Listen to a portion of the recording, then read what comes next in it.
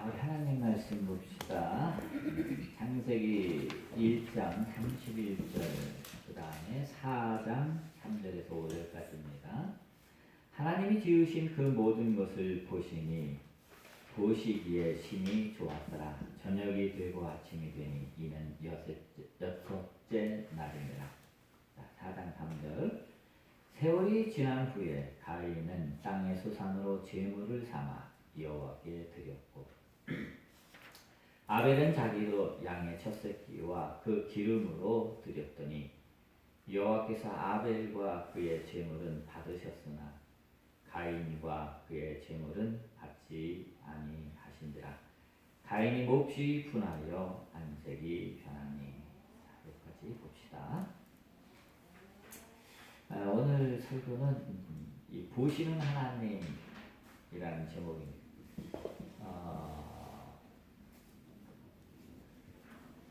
하나님이 우리를 보신다라고 하는 이 개념은요, 성경에 매우 중요한 개념 중에 하나입니다. 이와 같은 그 보시는 하나님이라는 개념이 성경 전체를 관통하고 있는 건 물론이거니와 이 보시는 하나님이라고 하는 이 개념을 바탕으로 해서 여러 가지 개념들이 파생되어 나옵니다. 특히 심판, 구원, 이게 다 이 보시는 하나님이라는 기본 개념을 바탕으로 하고 있다는 겁니다. 그래서 오늘은 여러분들에게 딴 얘기 안 하고 성경 얘기만 하려고 합니다. 성경을 조금 더 우리가 어떻게 보는지 좀 더 하는 걸 좀 보자고요. 자, 그러면 오늘 본문 말씀 첫 번째로 본문 말씀 1장 31절을 보세요. 하나님이 지으신 모든 것을 그 모든 것을 보시니 보시기에 심히 좋았더라. 저녁이 되고 아침이 되니 이는 여섯째 날이니라. 자, 이 얘기는 뭐냐면 하나님이 세상을 이렇게 자기가 창조하고 이렇게 봤다는 거예요. 보다. 대표적인 단어가 라라는 단어입니다. 이게 한 1200회 이상 나와요. 구약성경 전체에. 하나님이 보니까 참 좋았다. 그 얘기는 이 하나님이 창조하신 이 모든 세계가 참 좋았다. 하나님 보시기에 심히 좋았다. 매우 좋았다. 뭐 이런 얘기입니다.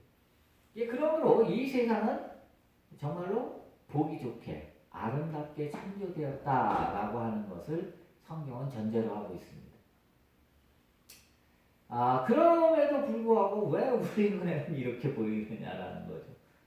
거기에 대해서 성경은 어떻게 설명하죠? 타락설화로 설명을 합니다. 타락설화, 즉 아담과 하와가 선악과를 따먹은 그 사건, 타락설화라 그러는데 그건 역사적 사실을 이야기하는 게 아니라는 건 여러분도 아시죠? 그건 설화라고 설화인데 왜 이 세상에 악이 왔는가라고 하는 것에 대한 그 질문에 대답하기 위한 그런 설화입니다. 근데 어쨌든 하나님이 이게 이 라라는 단어가 처음 쓰일 때가 창세기 1장에 창조하시고 나서 보시기에 좋았다. 또 창조하고 나서 보시기에 좋았다. 이 여섯째 날은 전부 다 창조하고 그리고 나서 보시기에 좋았다. 라는 거예요. 그러므로 여러분들이 마음에 어떤 죄책감이라든지 마음에 어떤 그 응어리라든지 뭐 이런 것이 없이 정말 맑고 깨끗하게 이 세상을 본다면 여러분들은 하나님의 눈으로 세상을 보는 것처럼 세상이 정말로 아름답게 보일 겁니다.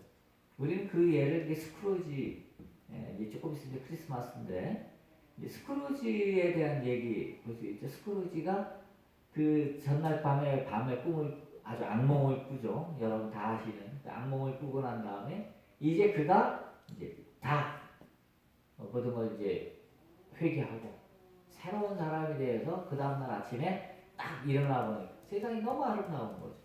그래서 아이들한테 그냥 선물도 주고 자기 밑에 있었던 사람들한테 선물도 좀 보내주고 뭐 그랬다는 얘기잖아요.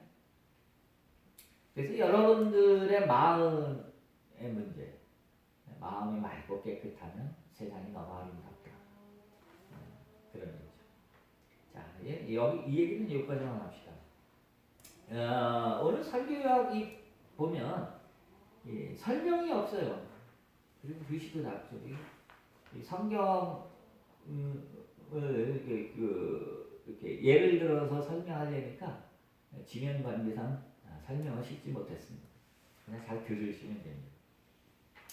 이 하나님이 보다라고 하는 것에 대한 얘기 이제 4장 3절. 세월이 지난 후에 가인은 땅의 소산으로 제물을 삼아 여호와께 드렸고 아벨도 자기 양의 첫 새끼와 그 기름을 드렸더니 여호와께서 아벨과 그의 제물은 받으셨으나 가인과 그의 제물은 받지 아니하셨다 하는 이 얘기입니다. 우리는 이 얘기를 히브리서에 있는 말을 인용해 갖고 가인은 믿음으로 제사를 드리지 않았기 때문에 하나님이 받지 않았다라고 이렇게 이해하는데 본문은 그렇게 얘기하지 않죠. 자, 우선 여기 보면 중요한 얘기 하나 있어서 했는데 하나님께 드렸다, 제물을 하나님께 드렸다라고 할 때 우리는 드렸다 그러면 뭐 이렇게 뭐 이렇게 하나님한테 이렇게 선물들이 이렇게 바치는 걸로 생각하는데 성경은 그렇게 안 돼 있어요. 히브리 원어로 보면 보라는 단어 썼다고. 하나님께 보라는 단어는 들어가다, 들어오다 그런 단어란 말이에요. 그거를 이제 드렸다라고 그렇게 의역을 했는데 우리가 하나님 앞에 예물을 드릴 때는 그냥 이렇게 하나님께 드리는 게 아니라 누구에게 선물하지 주는 게 아니라 들어가는 거야 하나님께로. 히브리어를 보면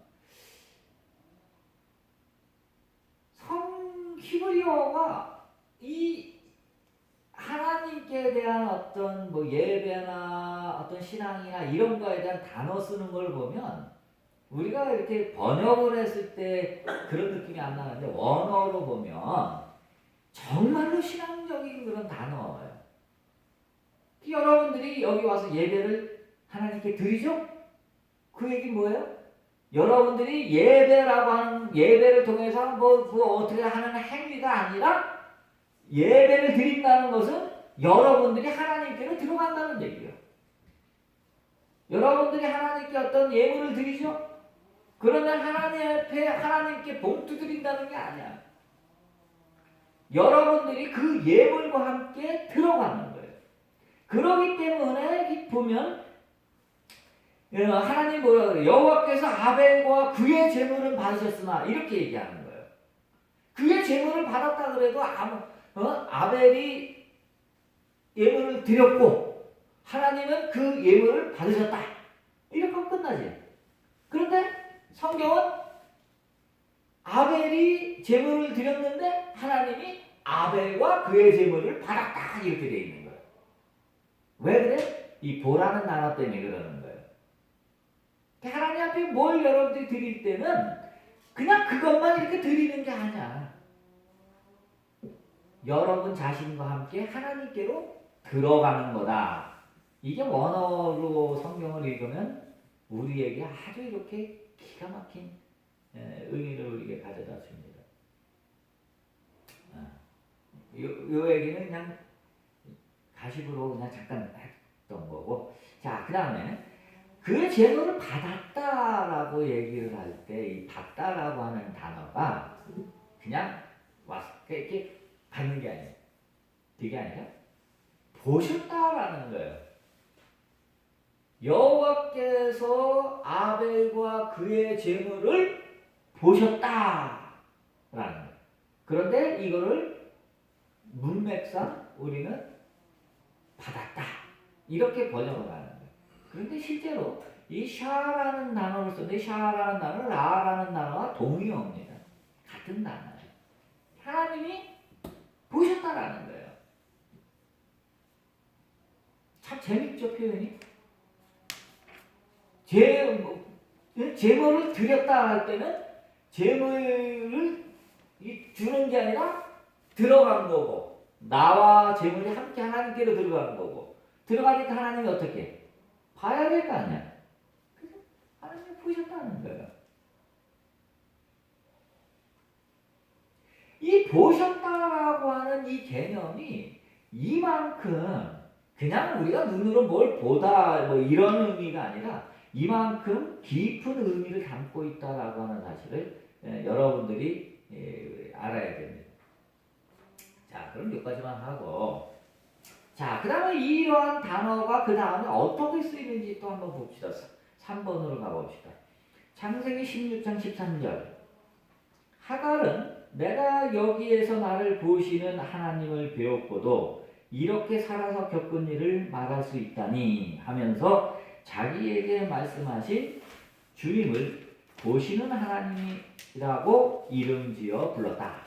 요 얘기는 이제 사라의 학대 때문에 아브라함이 하갈을 내쫓잖아요. 하갈과 이스마엘을 내쫓는데 쫓겨가다가 이제 그 광야에서 길을 잃고 이제 목이 말라서 이제 죽을 지경이 됐으니까 울잖아요. 이스마엘도 울고 같이 우니까 그때 하나님이 나타나서 이제 살려주죠. 그때 이제 하갈이 고백한 내용이란 말이에요. 내가 여기에서 나를 보시는 하나님을 배웠다. 사람은 하나님을 볼 수가 없죠. 하나님을 보는 자는 누구든지 죽는다 그러잖아요.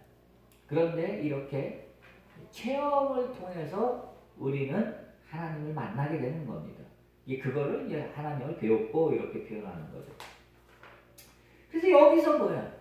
나를 하나님이 보셨다라는 거예요. 하나님이 나를 보신다. 참 엄청난 고백이죠. 그래서 하나님을 뭐라고 하갈이 고백하냐면 보시는 하나님이다. 엘로이. 이 로이는 이 라의 파생어. 로이. 보시는 하나님.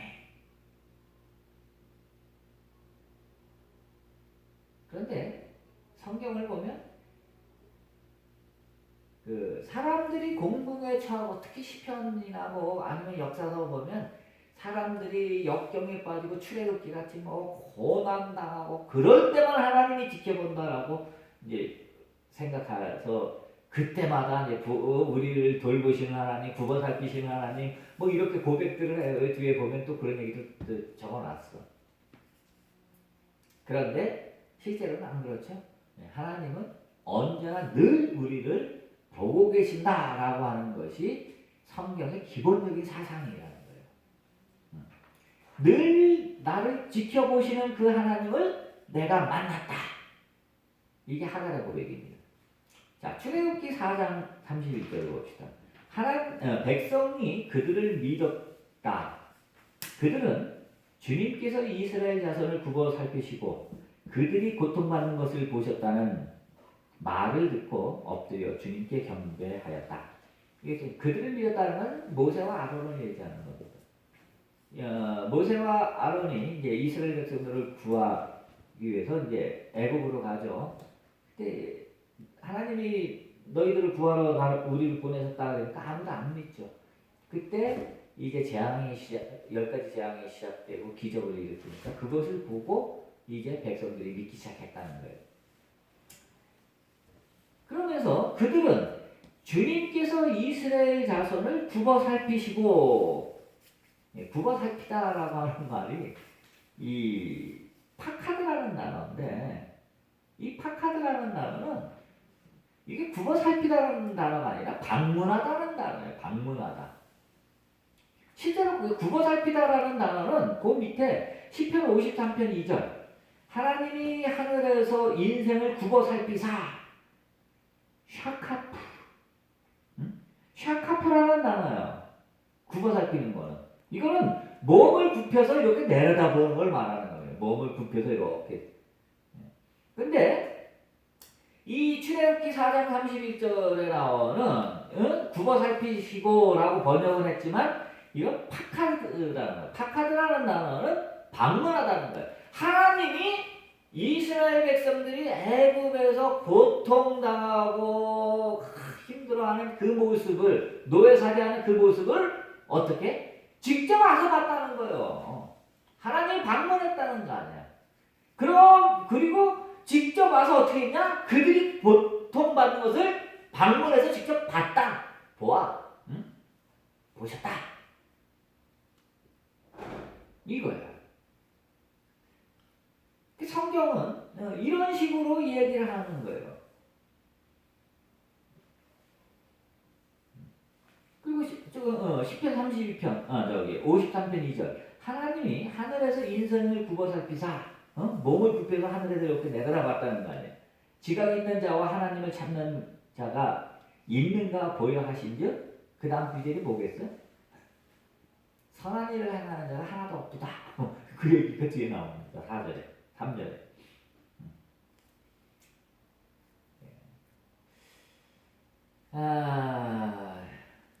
자, 이렇게 하나님이 언제나 이렇게 살피신다라고 하는 이 말이 성경에 엄청나게 많이 나온다라는 거예요. 이게 단지 구약에만 해당되느냐? 그렇지 않다는 거예요. 신약에도 이와 같은 사상은 그대로 연결됩니다. 데살로니가전서 2장 4절을 보세요. 우리는 하나님께 검정을 받아서 맡은 그대로 복음을 전합니다. 우리가 이렇게 하는 것은 사람의 환심을 사려고 하는 것이 아니라 우리의 마음을 살피시는 하나님을 기쁘게 해드리려고 하는 것입니다. 이게 세번역, 표준 세번역에 있는 말씀입니다. 우리가 하나님께 검정을 받다, 이 도키마조라는 이 단어인데, 시험하다, 조사하다라는 그런 의미를 갖고 있어요. 그래서 하나님의 이렇게 얘가 내 말을 제대로 전하나 못하나 이거를 하나님이 살피고 조사했다는 거예요. 그래서 그 조사를 받아서 우리가 이제 인정받아서 여러분들에게 복음을 전하는데 그것은 우리가 사람의 환심을 사기 위한 것이 아니라 우리의 마음을 살피시는, 여기도 도키마조라는 단어 썼죠. 우리의 마음을 살핀단 말이에요. 하나님. 그래서 우리의 마음을 살피시는 하나님을 기쁘게 드리려고 하는 것입니다. 자, 그다음 히브리서 4장 12절. 하나님의 말씀은 살아있고 활력이 있어 좌우의 날선 어떤 검보다 예리하여 혼과 영과 및 관절과 골수를 찔러 쪼개기까지 하며 또 마음의 생각과 뜻을 판단하니, 여기서는 크리티코스라는 식별하다는 이 식별하다, 이 도키마조라는 말이나 크리티코스라는 이 말이나 다 이 보다라는 개념을 갖고 있는 거예요. 그래서 재밌는 거는 구약은 철저하게 사람의 행위 중심으로 되어 있어요. 그래서 이제 율법이죠. 행위 중심으로 되어 있어. 그래서 하나님께서 쟤네들이 선한 일을 하느냐 악한 일을 하느냐 이렇게 지켜보고, 제대로 사나 그렇지 못하나 하나님이 이렇게 지켜보는 거예요. 뭐예요? 행위를 지켜봐. 그런데 신약으로 넘어오면 모든 행위가 마음에서 비롯된다는 어떤 의식의 진화가 있었던 것 같아요. 시대적으로. 그래서 헬라의 철학의 영향을 받았든지 그쪽 문화권의 영향을 받았든지 이렇게 보면 이제 하나님이 지켜보는데 뭘 지켜보느냐? 비로소 그 마음, 생각, 하나님이 이거를 살펴보고 지켜보고 조사한다. 이렇게 개념들이 조금 진화했다라는 거예요. 물론 하나님께서 그 마음의 생각을 지킨다라는 게 구약에 없는 것도 아니야. 있어요. 잠언서에도 나오고요. 시편에도 나옵니다. 하지만 구약의 대부분은 율법 중심이기 때문에 구약에서는 그 사람의 행위가 죄냐 아니냐 이거. 그래서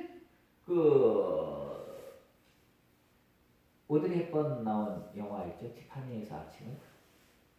이 티파니가 맨하탄에 있다고 그러죠. 뉴욕. 거기 보석상가야. 보석상이 있는데 이 거의 다 유대인들이 지배하고 있어. 그 보석상가에서 유대인들은 안식일날 일하면 안 되잖아. 그러니까 유대인들은 그렇다고 해서 직원들한테 다 맡겨두자니? 또 그렇고 또 문 닫자니 토요일날 장사가 잘 되는데 문을 닫을 수도 없고 어떡하냐? 쇼윈도 밖에 서서 하루 종일 직원들이 어떻게 하나 하고 이렇게 지켜보는 이 유대인들이 그런다. 유대인들은 자기가 일을 안 해. 그러니까 안식일법을 위반하는 게 아니야.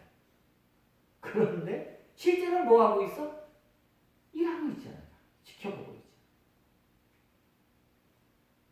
이게 예수님이 얘기한 회칠한 무덤이 이런 거잖아. 겉과 속이다. 그래서 유대인들이 아주 형식주의에 빠져 있는 거죠. 그래서 그들은 행위를 가지고 죄를 지었냐 안 지었냐 이것을 따져요. 그래서 하나님이 지켜보는데 어떻게 뭘 지켜봐? 행위를 지켜보는 거예요. 근데 신약에 오면 마음을 지켜보는 거예요. 마음을 감찰하시고 마음을 시험해보고 평가하시고 판단해보시고 이렇게 성경 전체에 이렇게 신약과 구약에 이렇게 차이가 있다는 걸 여러분들이 알아두시면 돼요. 자, 그러면 하나님이 지켜봤어. 응? 지켜봐. 마음도 지켜보고 생각도 지켜보고 행위도 지켜봤어. 그럼 하나님이 뭐라 그랬어? 잘 봤어. 그러시겠어? 아니지. 그럼 반드시 뭐가 따라와야 되지? 심판이 따라와. 이 본다라고 하는 이 개념은 반드시 뒤따라오는 게 심판과 구원이 뒤따라오는 거예요.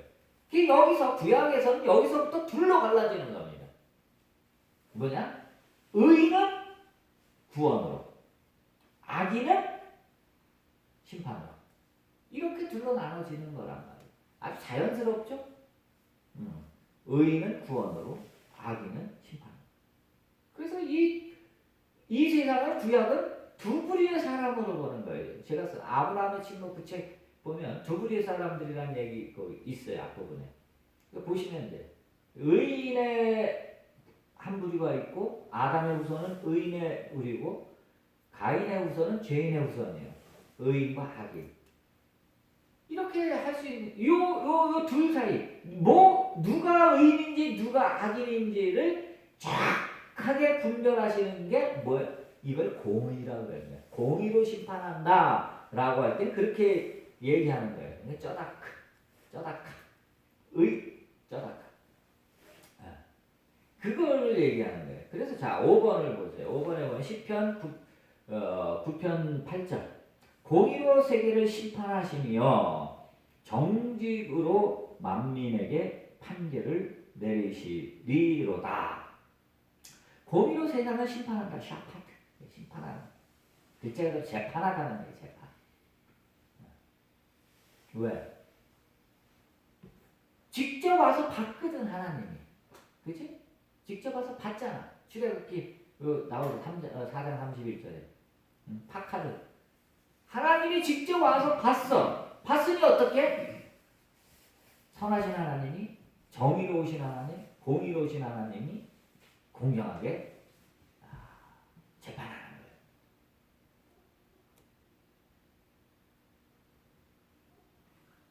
자, 이와 같은 사상이 신약으로 넘어오면 여기에 관련된 얘기는 성경에 많아. 그러니까 여러분들이 아실 겁니다. 그리고 이 신약으로 넘어오면 이와 같은 사상이 어떻게 변하는지 한번 봅시다. 베드로전서 2장 23절에 보면 욕을 당하시되 맞대어 욕하지 아니하시고 고난을 당하시되 위협하지 아니하시고 오직 공의로 심판하시는 이에게 부탁하시며 베드로전서는 보통 2세기 내지 3세기 초엽에 쓰여졌다 그러죠. 늦게 뒤로 보는 사람은 AD 한 250년경 또 일찍 보는 사람은 150년경 아마 150년에서 200년 사이에 쓰여졌다 그러면 어디 가서 잘못 얘기했다 소리는 안 들을 겁니다. 그러니까 2세기 때 사람들, 기독교인들은 무슨 생각을 하게 되냐, 그 당시 묵시문화의 영향을 받아서 무슨 생각을 하냐면, 이제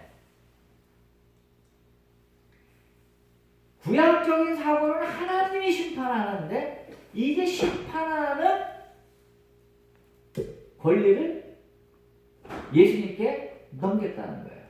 그래서 이제 예수님이 심판한다는 거예요. 이게 묵시문학 사상이에요. 요한계시록이나 아니면 그 소목시라고 얘기하는 마태복음 25장에 보면 예수님이 재림해서 어떻게 한다 그랬어? 양과 염소를 가른다 그러잖아. 심판하는 거잖아. 그래서 이제는 비로소 2세기, 3세기 넘어오면서 예수 그리스도가 세상을 심판한다는 사상이 이제 확립이 되는 거예요. 근데 바울이 뭐라 그래? 교회의 머리는 예수라고 그러잖아.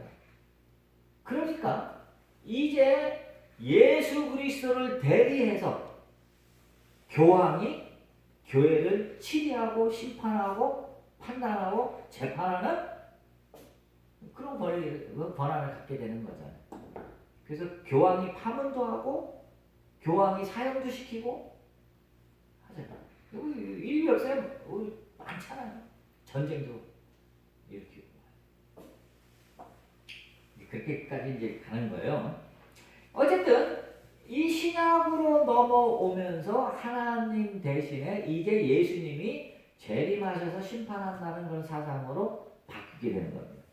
구약에 심판하시는, 공의로 심판하시는 하나님 복을 그 쏙 빼서 옆에 놓고 이제 예수님이 거기다 딱 집어넣는 거야. 자, 이와 같은 얘기가 요한복음 5장 22절에도 나옵니다. 아버지께서 아무도 심판하지 아니하시고 심판을 다 아들에게 맡기셨다. 그래서 이제 예수님이 이제 심판했다는 거예요. 물론 이건 문헌비평적으로 하자면 앞부분은 맞고 뒷부분은 틀린 겁니다. 이건 아마 뒷부분은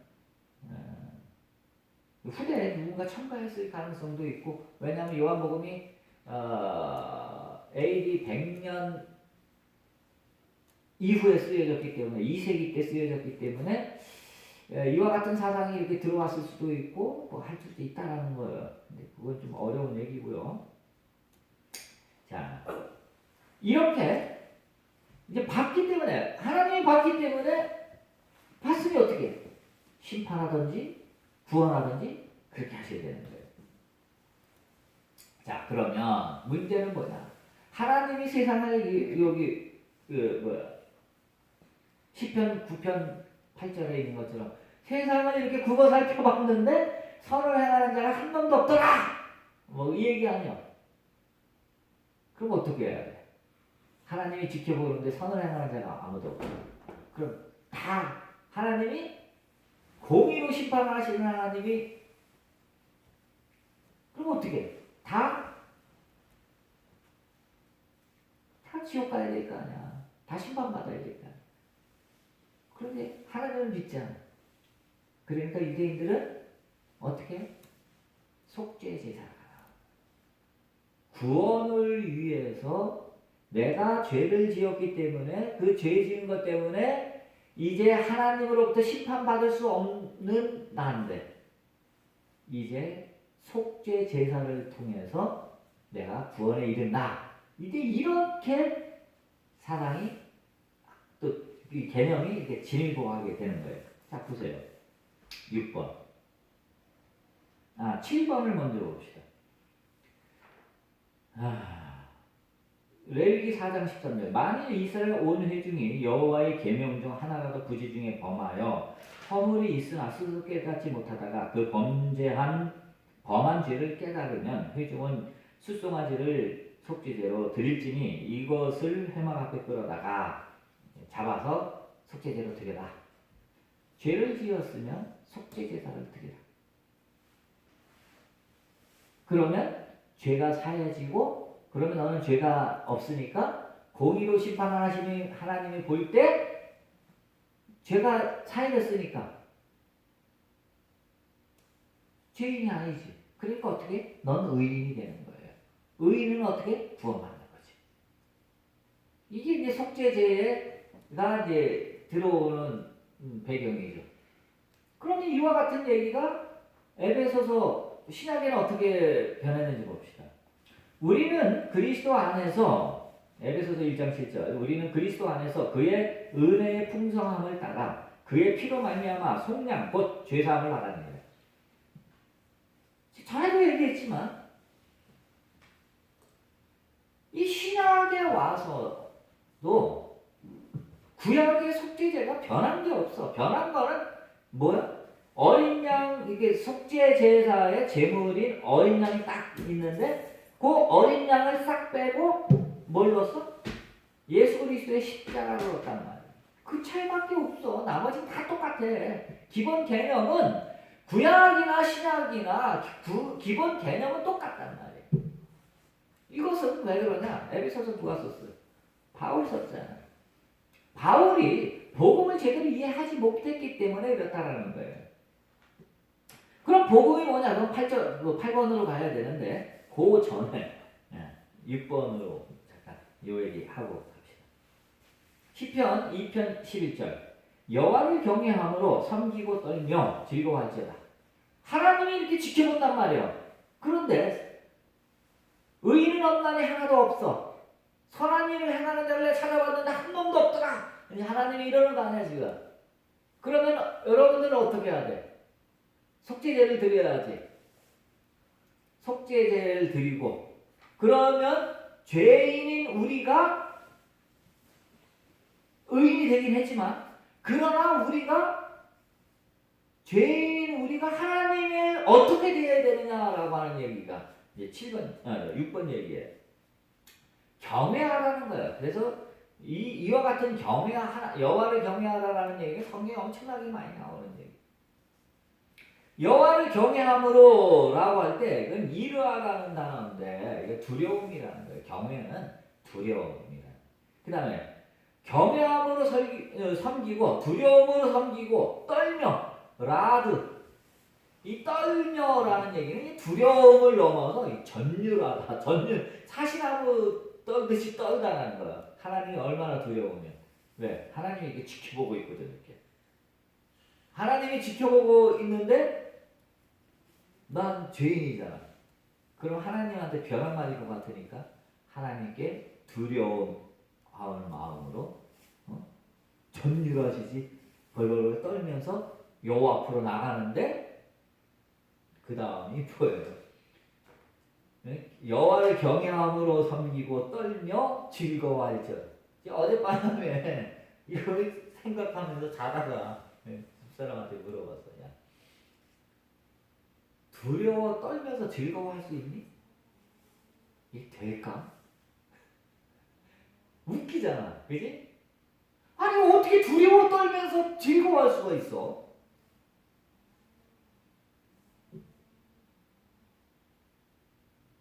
근데 이렇게 말할 수 있는 건 뭐예요? 내가 죄인이기 때문에 두려워 떨 수밖에 없지만 즐거워할 수 있는 이유는 내가 속죄제를 통해서 죄 사함을 받았기 때문에 즐거워할 수 있는 거예요.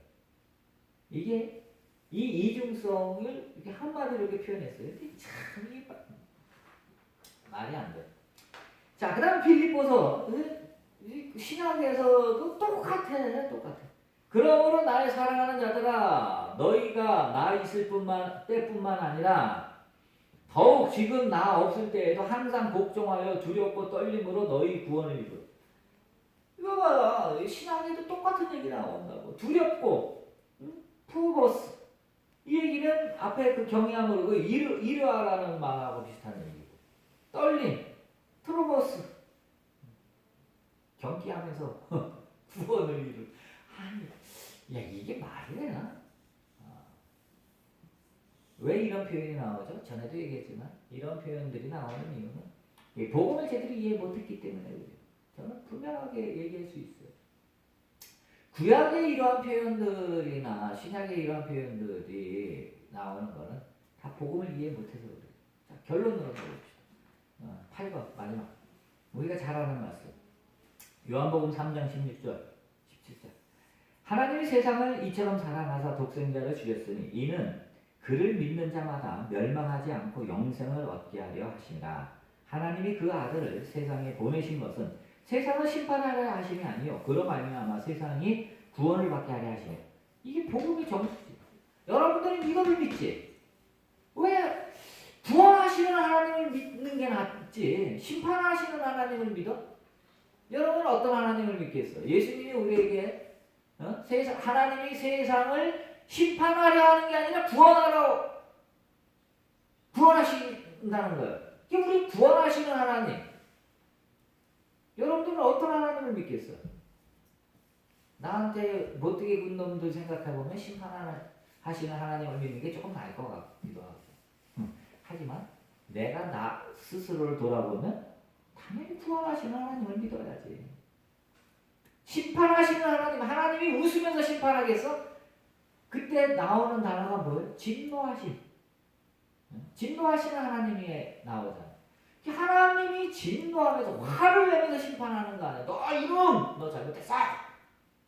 내 죄를 알렸다! 그러면서 심판한단 말이야. 여러분들은 진노하시는 하나님을 믿겠어? 아니면 사랑의 하나님을 믿겠어? 하나님이 구원을 할 때 화내면서 구원하시겠어요? 사랑으로 웃으면서 구원하시겠어? 구원하시는 하나님은 진노하시는 하나님이 아니란 말이에요. 그런 하나님이 될 수가 없다고. 어떻게 화를 내면서 사람들을 구원할 수 있겠어? 그런 하나님은 없다고 말이에요. 사랑의 하나님만이 우리를 구원하시는 하나님. 그러니까 여러분들이 이 복음을 분명하게 이제 구약을 여태까지 쭉 내가 설명했는데 구약이 이런 식으로 성경이 개념들이 이렇게 형성되어져 왔단 말이에요. 구약과 신약을 내가 쭉 설명을 비교해서 설명했잖아. 그러면 이것과 예수님이 우리에게 가르쳐 주신 복음과를 비교해 보면 뭘 믿겠어? 복음을 믿어야지. 우리가 복음을 믿어서 이 자리에 온 거잖아. 우리는 구약에 이런 두렵고 떨림이라든지 뭐 이런 진노라든지 공의, 심판 이런 개념을 물론 우리들의 삶 속에 좀 적용을 시키긴 해야 되지만 우리 믿음의 근간으로 삼아서는 안 된다는 거예요. 우리 믿음의 근간은 뭐든지 구원하시는 하나님으로 우리 믿음의 근간을 삼아야지. 그것을 가르치려 오신 예수님을 우리가 믿는 믿음으로 구원받고 그 길로 가야지. 이게 우리의 신앙의 참된 모습이란 말이에요. 이런 얘기를 하는 이유는 뭐냐? 성경이 다 똑같은 줄 알아. 제가 성경을 오늘 요한계시록을 쭉까지 봤는데 이게 오늘 그 얘기 지명관계상 얘기를 하지 않았는데 성경 전체의 이야기와 예수님이 우리에게 가르쳐준 복음이 다르다는 거예요. 지금 쭉 봤잖아. 다르다고. 그런 사상들이 어떻게 연결되어 왔는지 봤잖아. 우리는 철저하게 복음 중심으로 가야 된다. 그래서 이제부터 심판하시는 하나님, 뭐 진노하시는 하나님, 이런 깡패 하나님은 이제 먹어요. 예수님은 그런 하나님 우리에게 가르쳐준 적도 없어. 그런 하나님 이제 먹고 이제는 사랑의 하나님, 우리를 구원하시는 하나님, 그 하나님을 믿고 살아가는 여러분 되기 바랍니다. 기도합시다. 사랑의 주님, 우리가 성경 전체를 통해서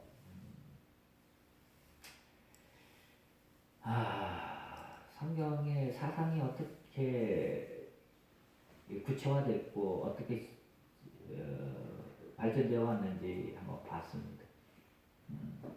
그런데 그걸 쭉 보는 가운데 이 성경 신구약에 있는 이 성경의 말씀과 예수님이 말씀하시는 그 복음이 다르구나 하는 사실도 우리가 알았습니다. 이제 우리의 머릿속에 심판하시고 진노하시는 그런 하나님에 대한 기억은 지워버리게 하시고 오로지 우리를 사랑하고 구원하시는 하나님의 기억으로 꽉 차서 이게 즐거움으로 기쁨으로 하나님을 섬기며 하나님께 나아가는 우리가 되게 하여 주옵소서. 예수님의 이름으로 기도했습니다.